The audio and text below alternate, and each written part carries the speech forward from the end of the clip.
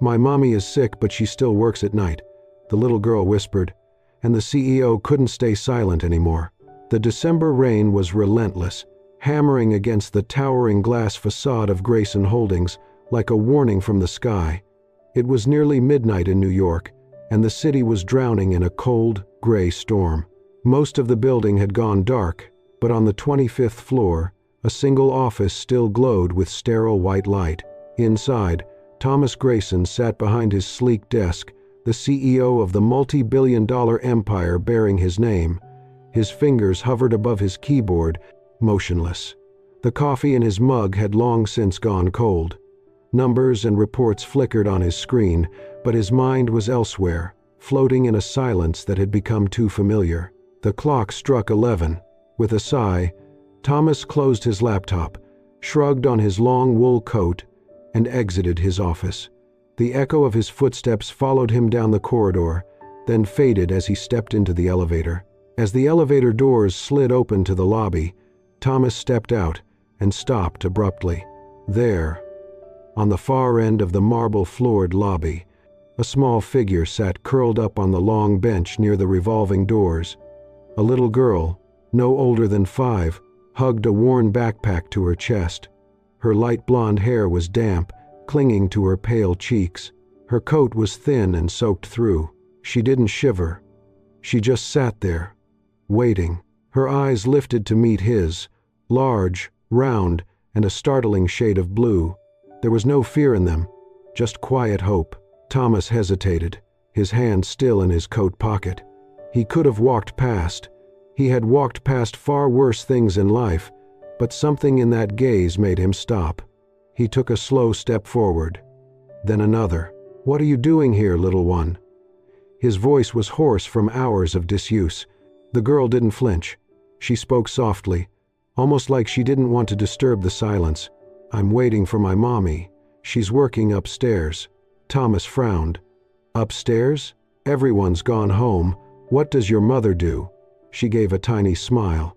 It didn't reach her eyes. Her voice dropped to a whisper. "She cleans the building. But my mommy is sick.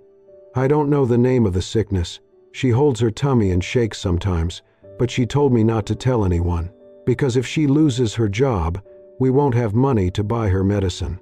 Thomas stood still. Something in his chest shifted painfully, like a door cracking open in a long abandoned room. For a second, he couldn't breathe. He looked down at the little girl again, and all he could see was another pair of tired eyes, from decades ago. His mother, bent over a mop bucket, wiping floors in the middle of the night so he could go to school.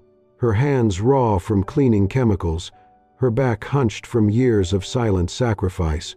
The woman he couldn't even say goodbye to. He had been too late. He swallowed hard. The rain continued to lash against the glass, echoing like guilt in the cavern of his heart. The girl pulled her coat tighter, her voice barely audible. "I just wait a little while. When mommy finishes, we go home. I don't want her to walk alone in the rain." Thomas looked away, blinking against the sudden burn in his eyes. This wasn't his problem. He wasn't responsible. But as he looked back at the child, so small, so calm, so uncomplaining, something inside him fractured. He couldn't explain it, didn't want to, but he knew one thing for certain. He couldn't walk away. Not this time. Not again. The city lights shimmered outside the glass windows of Thomas's penthouse, reflecting off the rain-soaked streets far below. But inside, the apartment was dark. He sat alone at the edge of his bed, bathed in the blue glow of his laptop screen. Sleep had never come easily to him, but tonight it felt impossible. That little girl's voice still echoed in his head. "If she loses her job, we won't have money to buy her medicine." He opened a secure portal into the Grayson Holdings employee database. His fingers hovered above the keyboard before he began to type slowly. Emma Carter. A file loaded. A photo appeared. A young woman, 28 years old, light blonde hair pulled back into a neat bun, pale skin, hollow cheeks, kind, tired eyes. Thomas leaned forward. She didn't look like someone who belonged in the night crew. She looked like someone who once had dreams. He scanned through the notes in her file. Former medical student, Columbia University. Left during third year. No emergency contact. Working night shifts at Grayson Holdings for 7 months. No participation in company healthcare benefits. 4 days of unexplained leave in the last quarter. Rated as quiet, punctual, diligent. There were no disciplinary marks, no complaints, no red flags, just silence. She had flown under the radar, unnoticed. The next morning, Thomas arrived at the office earlier than usual. He walked past the security team and made his way to the surveillance room. The staff didn't ask questions. No one dared to when the CEO appeared unannounced. "I want to review camera footage from the 14th floor janitorial corridor." "Last night and the previous week," Thomas said, his voice clipped. A technician queued up the footage. Thomas leaned in, arms folded, watching the black and white screen. There she was. Emma Carter, small frame, head down, moving methodically with her mop and cart. In one clip, she paused, gripping the wall with one hand, the other clutching her side. Her knees buckled slightly. She stood there, breathing heavily. Then, she kept going, as if nothing had happened. Another recording. Emma sat down for a moment, clearly exhausted. Her body slumped. But when another employee entered the hallway, she immediately stood, forced a polite smile, and resumed cleaning. It wasn't just fatigue. It was something deeper, something she was trying hard to hide. Thomas narrowed his eyes.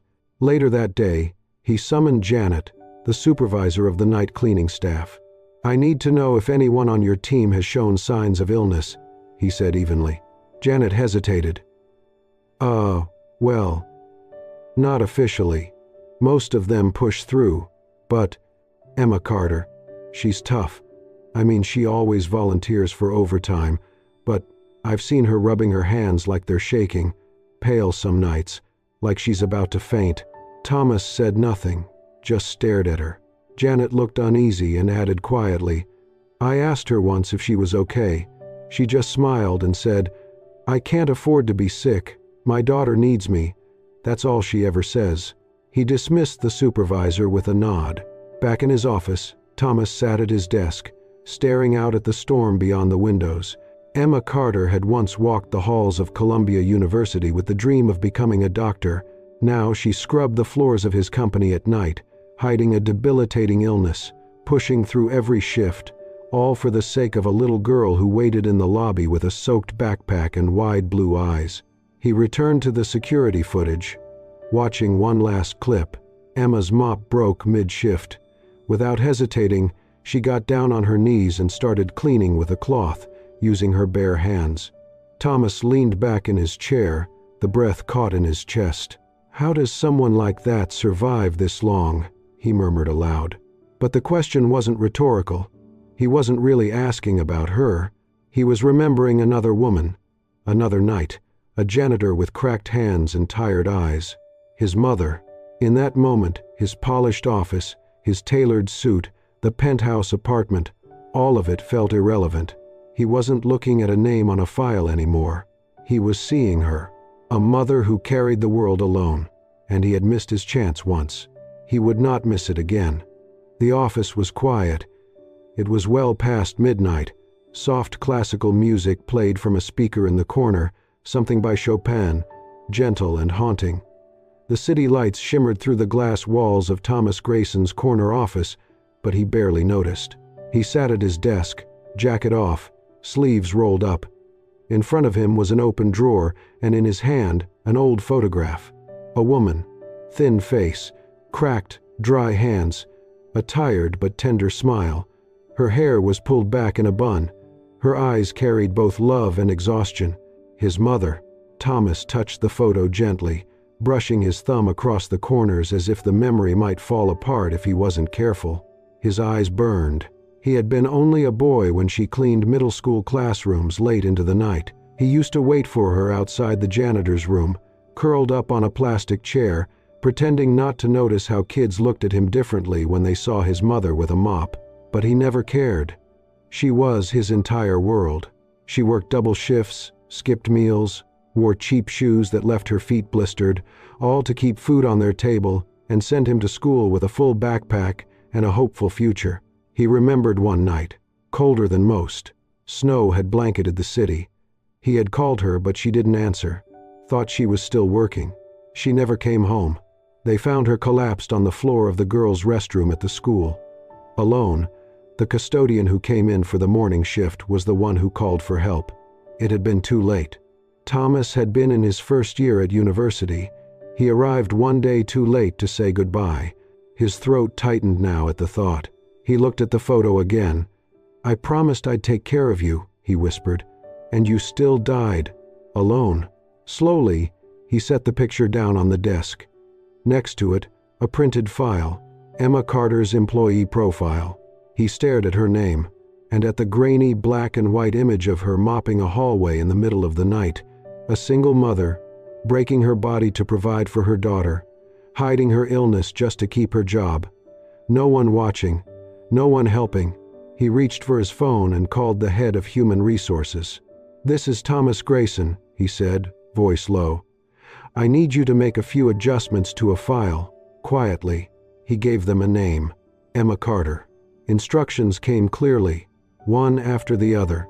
Conduct a performance re-evaluation and increase her base pay by 15%, effective immediately. Reassign her cleaning duties to the lower traffic areas, somewhere closer to the elevator. Lighter workload. Enroll her in the health monitoring program. She doesn't need to apply. Mark it under Anonymous Welfare Initiative. Then he called the night staff coordinator. "One more thing," he said. "If Emma Carter ever requests a schedule change, give it to her. No questions asked, no delays." There was silence on the other end of the line. "Yes, sir." He hung up. No fanfare. No one would know he did it. He didn't want credit. He didn't want gratitude. This wasn't charity. It was a debt. He pulled a leather-bound notebook from his drawer, his private journal, the one no one knew existed. He turned to a fresh page and began to write. "Somewhere out there is a woman breaking apart a little more each night. Just like my mother did. No one saw her then. But I see her now." He paused, then added, "If this is redemption, I'll take it. If it's too late for one mother, let me be on time for another." He closed the journal slowly, placed it back in the drawer, and leaned back in his chair. The storm outside had slowed, but inside Thomas Grayson, something had started to move again. A soft, painful thaw in a heart that had been frozen far too long, and for the first time in years, he knew exactly what he had to do. It had been a week since Emma began noticing the quiet changes. Her shift had been moved to the 10th floor, cleaner, quieter, with fewer people and easier access to supplies. The break room always had warm water now. A brand new mop leaned against the wall. Soft, folded towels appeared nightly in a small basket by the sink. Odd, she thought. Even stranger, her latest pay stub showed a slight increase. She hadn't worked overtime. She hadn't asked for a raise. At first, she assumed it was a clerical error, maybe a base pay adjustment across the board. But something didn't sit right. One early morning, as her shift ended and the building stirred with the arrival of early executives, Emma approached her floor supervisor. "Excuse me," she said calmly. "Why was I moved to the 10th floor? I didn't request a change." The man, middle-aged and not fond of conversation, looked briefly uncomfortable. "I was told to reassign your floor," he replied, avoiding eye contact. "Internal note said, you should be closer to the elevators. You know, easier access." Emma frowned. "Who left the note?" "I think it came from upper management," he said after a pause. "That's all I know." Emma couldn't shake the feeling. In her world, unexpected kindness often came with strings or consequences. Later that afternoon, she stopped by the administrative office under the pretense of checking schedules. She lingered long enough to chat with a junior staffer she'd once helped carry boxes. They liked her, trusted her. When she asked casually, "Hey, do you happen to know who signed off on my transfer?" The reply was quick and low. "Mr. Grayson, I think. His signature was on the request form." Emma froze, as though the floor had shifted beneath her feet. That evening, after dropping Amy at preschool and walking through the chilled morning sun, she took the elevator to the top floor of Grayson Holdings. She had never been there before. At reception, the woman at the desk looked up. "Do you have an appointment?" she asked politely. "No," Emma said, brushing her damp hair behind one ear. Her uniform was still on. Her hands still smelled faintly of disinfectant. "My name is Emma Carter." The receptionist blinked, then nodded slowly. "One moment." A few seconds later, Emma stood outside a sleek, frosted glass door. When it opened, Thomas Grayson looked up from his desk. He didn't appear surprised to see her. Emma stepped in slowly. Her eyes were tired, but steady. "I came to thank you," she said softly, "and to ask you to stop." Thomas rose from his chair. "Emma, I know it was you," she said, her voice trembling just slightly. "The shift change, the raise, the mop. You went through my file. You tried to help me." She paused, drawing a breath. "I'm grateful. But I can't accept this. I didn't earn it. I didn't ask for it. And I don't want my daughter growing up thinking her mother needed to be rescued." Thomas's jaw clenched, just for a moment, but his voice stayed even. "You weren't rescued," he said. "You were seen." Emma shook her head. "You don't understand," she said. "If I die tomorrow, I want Amy to remember me as someone who fought for everything we had, not someone who survived on the pity of a stranger." He stepped closer, voice quieter now. "You're not a stranger to me. You're a mother, just like mine was, and I was too late for her." Emma's breath caught in her throat, but still, she held her ground. "I'm sorry for your loss," she said, "but I need to be able to look my daughter in the eyes and tell her I did this myself." Thomas didn't argue. He didn't plead. He simply nodded, slowly, with respect. "I understand." Emma turned. Her back was straight. Her hands clenched slightly at her sides. When the elevator doors closed behind her, Thomas remained standing in the middle of the room. He did not feel rejected. He felt humbled. She had turned down a gift that most would have clung to, not out of pride but out of something deeper. Love, resolve, a mother's dignity. And in that refusal, she had earned more of his admiration than anyone in his polished boardroom ever had. Nearly a month had passed since Emma last spoke to Thomas. Winter had tightened its grip on the city. Snow clung to corners, wind cut deep, and the nights stretched longer. Emma was still working the night shift. Despite her worsening condition, she refused time off. Each night, she left Amy with a small thermos of warm milk and a storybook, then disappeared through the revolving doors of Grayson Holdings like nothing had changed. But something had. The lupus was worsening. Her hands trembled more often. Sometimes, she saw blood in the sink after coughing. Her body ached constantly. Sleep barely came. Still, every morning she smiled for Amy, braided her hair, kissed her forehead and said, "Mommy's just tired, sweetheart." Nothing more. That night, she almost made it. She was mopping marble floors on the 15th floor when her vision swam. Her knees buckled. She reached for the wall and missed. Pain surged through her stomach. She collapsed, shoulder hitting tile, cheek pressed to the cold floor. The bucket tipped. Her fingers clawed weakly before short spasms overtook her body. Then, stillness. Downstairs, Amy sat curled on her usual bench. The night guard had seen her before but thought little of it, until now. It was past 1 a.m. Emma should have come down an hour ago. Amy kept glancing toward the elevator. Then she stood, pulled on her backpack, and went to look. She searched floor by floor, peeking into restrooms, knocking gently on janitor closets, whispering, "Mommy?" Her little shoes tapped softly on tile. No answer. On the 12th floor, she spotted the night guard. Tugging on his coat, she looked up with tear-filled eyes. "Mister, my mom hasn't come down. She's sick. She told me not to tell anyone or she might lose her job, but she didn't come back. Please help?" The guard crouched. "What's your mom's name?" "Emma Carter." He radioed it in. Security staff checked the footage.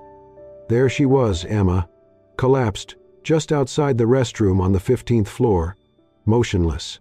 The call reached the front desk. From there, it went to Thomas. He had just fallen asleep. When the receptionist told him, he was out the door in under 2 minutes. No driver, no coat, just a sweatshirt, sleep pants, and fear. The city flew past as he drove through red lights, heart hammering. At the building, Amy sat on the floor, hugging her backpack, eyes red. Thomas dropped beside her. "Amy," he said softly, "I'm here. Your mom's going to be okay, I promise." She didn't speak. She just leaned into him. Thomas didn't wait for an ambulance. He carried Emma, wrapped in his jacket, into the back of his SUV. Amy climbed in too, buckled herself shakily, and held her mother's limp hand. "Mama," she whispered, "please don't go to sleep forever. Please wake up." Thomas gripped the wheel so tightly his knuckles turned white. He had never felt so helpless. Not in courtrooms, not in boardrooms. Nothing terrified him the way Emma's pale face did in his rearview mirror. At the hospital, the emergency team moved quickly. Emma was taken into the ICU. Thomas sat in the waiting room with Amy in his lap. She clung to him, head tucked under his chin. He held her tightly, barely breathing. Time passed. An hour. Then another. Amy's breathing softened. She fell asleep in his arms. Thomas didn't move. His eyes stayed fixed on the ICU doors. 20 years ago, he had been too late. Too late to say goodbye. Too late to thank his mother. Too late for everything. He had sworn it wouldn't happen again. Not this time. He gently tucked a blanket around Amy's small body. Then, brushing a strand of hair from her forehead, he whispered into the still night air, "This time I'm here. I won't let her go." Emma had survived the worst. She was stable now, the doctor said, but barely. Her body was still in shutdown, her vitals weak, and she remained unconscious. The attending physician described it as exhaustion layered over chronic illness, worsened by malnutrition and severe stress. "She has systemic lupus," the doctor explained to Thomas. "She's been working through flare-ups without proper treatment. Her immune system is attacking her own body. If she keeps living like this, I don't think she'll make it much longer." Thomas sat in the waiting room, shoulders hunched, hands wrapped tightly around a cup of coffee that had long gone cold. His eyes stared ahead, unfocused, haunted. He had power, he had money, he had built empires from the ground up. But right now, none of that felt like enough. A soft rustle broke the silence beside him. Amy stirred in the chair next to him, lifting her head from the blanket he had tucked around her hours ago. Her face was flushed from sleep, her voice small and frightened. "Is my mommy still alive?" Thomas turned quickly to her. Her tiny hand reached for his sleeve. "She promised she wouldn't leave me," she said, her voice trembling. Thomas swallowed hard. He leaned down and pulled her gently into his arms. "She's still here, Amy," he said softly. "She's not going anywhere, I promise." Amy didn't respond, just buried her face against his chest. Thomas held her tightly, feeling the familiar ache rise again in his throat. The ache of helplessness, of guilt, of old grief being reawakened by new pain. But he wouldn't let history repeat itself. Not this time. He pulled out his phone. There was only one person he trusted for this. A friend from medical school, now one of the country's leading specialists in autoimmune disorders. "Daniel," Thomas said when the line connected, "I need a favor. A patient. Urgent lupus case. She's unconscious right now. I want her under your care, completely discreet. Register her under the Anonymous Care Fund. I'll cover everything." "Got it," Daniel replied without hesitation. "Send me her charts." Next, Thomas contacted the Human Resources Director at Grayson Holdings. Even though it was nearly 4 a.m., the call was answered on the first ring. "I want Emma Carter's employment protected," Thomas said firmly. "She is to remain on staff, full pay, and receive medical leave for as long as necessary." The HR director hesitated. "We would need documentation for. File it as an internal injury from on-site conditions. Discretion is non-negotiable." "Yes, Mr. Grayson." He ended the call and looked at Amy, now dozing off again, curled next to him. Her small fingers were still wrapped around the corner of his jacket. Later that morning, after Emma had been transferred to a private recovery room, Thomas walked in alone. The hospital room was quiet. The snow outside had lightened to a soft dust. Inside, the machines beeped gently, measuring life 1 second at a time. Emma lay still, her golden hair damp against the pillow, skin pale and lips dry. Tubes and monitors surrounded her, but there was a fragile piece to her face that hadn't been there before. She was finally resting. Thomas sat down beside her bed. He reached out, brushing a few loose strands of hair from her forehead with the back of his fingers. Her skin was cool, but her pulse was steady beneath it. He didn't speak at first. He just watched her, breathing in the stillness, letting the weight of the moment settle into his chest. And then, in a whisper, he said, "This time, I wasn't too late." He didn't know if she could hear him. Maybe she couldn't. Maybe she never would. But that didn't matter. This wasn't about being seen. It wasn't about being thanked. It wasn't about redeeming himself in anyone else's eyes. It was about her. A woman who reminded him so much of his mother, not in age, but in spirit, in strength. In the silent way she fought for her child, even when no one was watching. And this time, someone was watching. He would not fail her. 2 weeks after the hospital, Emma was finally discharged. The color had returned to her cheeks. Her steps were careful but no longer weak. For the first time in months, she didn't feel like she was pretending to be okay. She actually was. The hospital doors slid open. Snow fell gently outside. Waiting at the curb was a modest gray SUV. No limousine. No driver in a suit. Just Thomas, behind the wheel, in a simple coat and scarf, tapping his fingers against the steering wheel. Emma held Amy's hand and approached slowly. "You didn't have to come," she said softly. "I know," Thomas replied, stepping out to open the door. "But I wanted to." Inside the car, the heater hummed. Amy climbed into the back seat and buckled herself in. She looked at him through the rearview mirror. "Mr. Thomas," she asked, "are you a superhero?" Thomas smiled. "No, just someone who used to be very afraid of losing his mom. Like you." Amy nodded, then turned to the snowy window. Emma's recovery wasn't just physical. It was the start of something new. A week later, she returned to work, but not to scrub floors. She accepted a part-time temp role in human resources, organizing basic documents and helping with internal surveys. It was quiet, steady work. No bleach, no overnight shifts. Thomas often stopped by the HR office, not always with purpose, but never without sincerity. One morning, he placed a folder on her desk. "I want your input." Emma blinked. "You're asking me? You've lived what this policy is trying to fix," he said. "Help me get it right." She read it all, made notes. He listened. That struck her the most. He truly listened. One evening, rain began to fall as Emma stepped out of the building. Most had gone home. She opened her umbrella, and there was Thomas holding his own. "Walking?" he asked. Emma nodded. "I like the rain."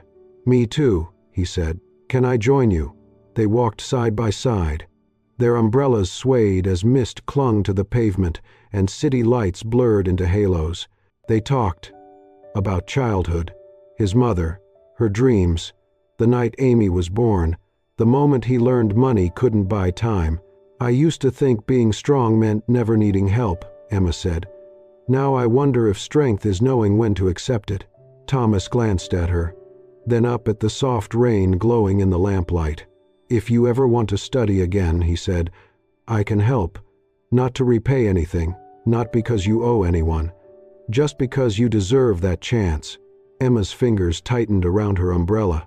For once, she didn't feel small. Weeks later, the company held a holiday gathering. Soft music played. Twinkling lights hung across the walls. The office felt warmer, softer. Thomas stood near the back of the room, drink in hand. His usual tailored suit, but he looked more relaxed, human. Emma joined him. Amy beside her in a navy dress with a white ribbon in her hair. The three stood together, quietly watching the celebration. A young co-worker nudged another. "Looks like the boss finally found a family," she whispered. Thomas heard. He didn't respond, just smiled. Emma saw his expression. She didn't correct it, didn't explain. She smiled too, soft, quiet. Amy tugged on her mother's sleeve. "Mommy," she whispered, "this is the first party we've ever gone to together." Emma knelt down and kissed her forehead. "Well," she said, "it won't be the last." There were no declarations, no grand gestures, but when Thomas's hand hovered, then gently rested on her back as they walked out together, it was enough. A door had opened, and this time, Emma wasn't walking through it alone.